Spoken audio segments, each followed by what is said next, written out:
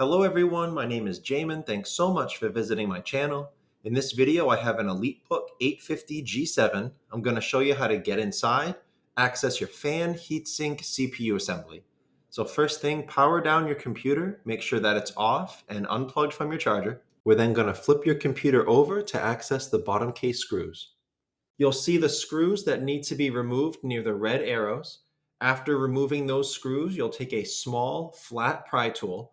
It's generally best to start out back near one of the two hinge assemblies in the corners. Pry the bottom case up from the computer, work your way down the sides towards the front. Now, don't put your pry tool too far in. You could damage some internal components. Just keep it on the edge, go nice and slow but firm, and you'll be able to get that bottom case off. After you do, this is what you're looking at for the inside of your computer. Now, as a general computer repair side note, whenever I'm working on a computer in my shop, it's sitting on an anti-static mat. Either that or an anti-static bracelet are great ideas to avoid damaging anything in your computer when you're working on it.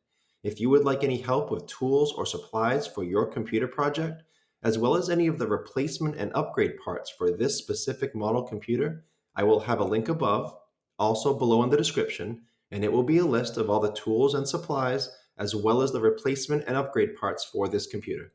Now, before touching anything in a computer, it's always best to unplug your battery first. Computers are safer to work on when as little power as possible is running through them. Your battery is right down here near the bottom of my screen. The battery is held in by screws next to the red arrows and plugs into the motherboard near the blue arrow. To unplug it from the motherboard, you would pull the plug down out of that port. However, be careful when pulling on wires or cables in a computer. If you pull too hard, you could damage them, and sometimes you could pull them right out of the plug. So if at all possible, just manipulate the plug as much as you can. Use a pry tool or your fingernails to wiggle that out of that port so you don't damage the wires. The fan is noted by the red arrow. It plugs into the motherboard near the green arrow, and you can see the heatsink go over your CPU and GPU near the blue arrows. I will try to have a fan replacement option for you below in that link I told you about with all of the tools and supplies and replacement parts for this computer. Also, if you're here to replace your fan or clean it out, be very careful when unplugging it. That wire is very fragile. Try not to pull on it more than you have to. Just try to use your fingernails or a pry tool or a small pair of pliers. If you are here to clean out your computer either due to overheating or preventative maintenance, you probably want to reapply thermal paste as well. I will have a video tutorial link above and below in the description that shows you the full process of cleaning out your fan, but also reapplying thermal paste.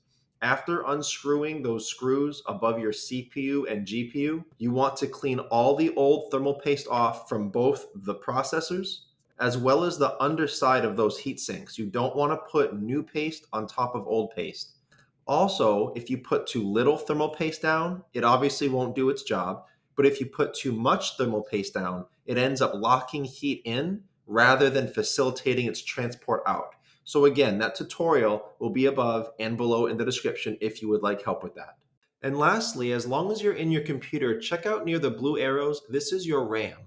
RAM is a large part of your computer's speed and performance ability, and this computer has a good amount of RAM upgrades available.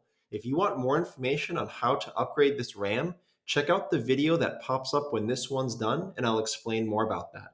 If you have any questions, check out the FAQs below in the description. It could save you some time getting an answer. If you do need to leave me a question or comment, please feel free. I try to check those a couple times a day at least.